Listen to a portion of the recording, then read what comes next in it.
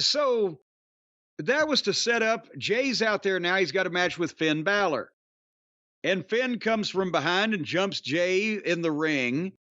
And they have a match. And as we've said, we don't really want to see any of the Uso matches.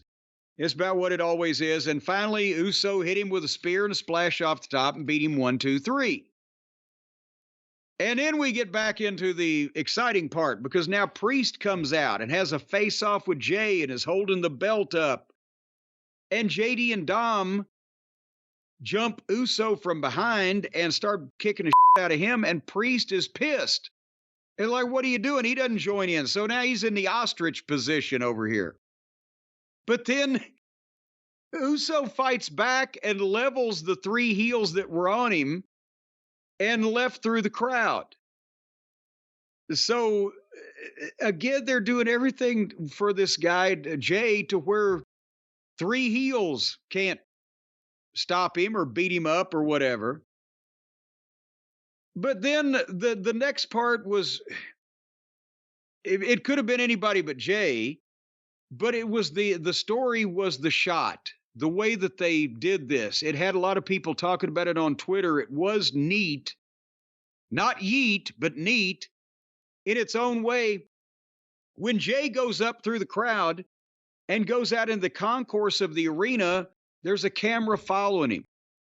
And of course, there's fans lined up, and you can tell they've got them kind of lined off because they got their security there. But they prepped the shot, but it's a continuous shot.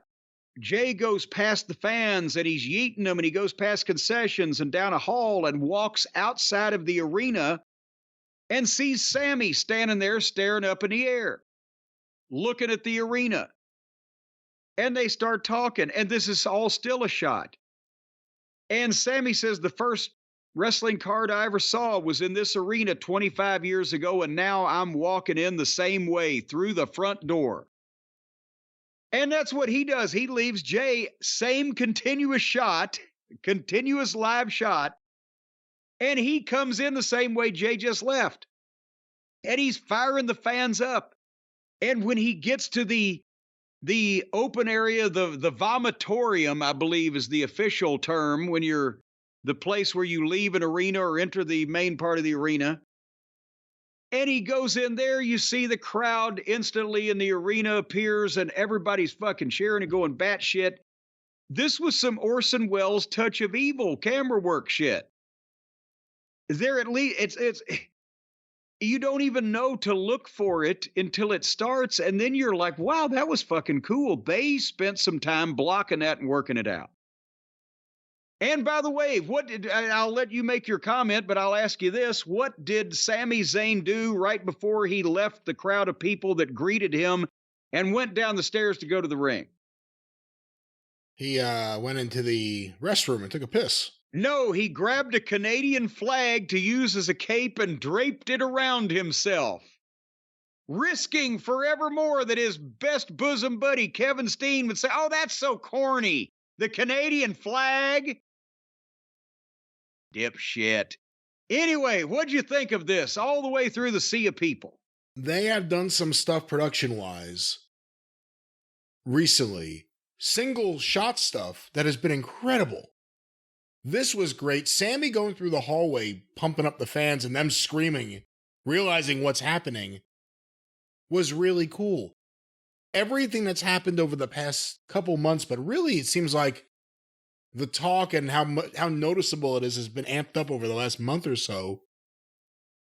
It's the best the show has ever looked. And there's little things they're introducing, just the way they're producing the interviewers, the way they're doing some of this backstage stuff, or this big entrance. They don't have the big Tron for every show. I love what they're doing production-wise right now. They don't need to cover up all those empty seats anymore. And that's helped out the atmosphere in the arena because it looks more like a wrestling show again with people everywhere. And I've always said they got a network quality television production facility up there in Stamford, but now I'm seeing that network has made leaps and bounds of improvements and changes. And they've finally caught up with them.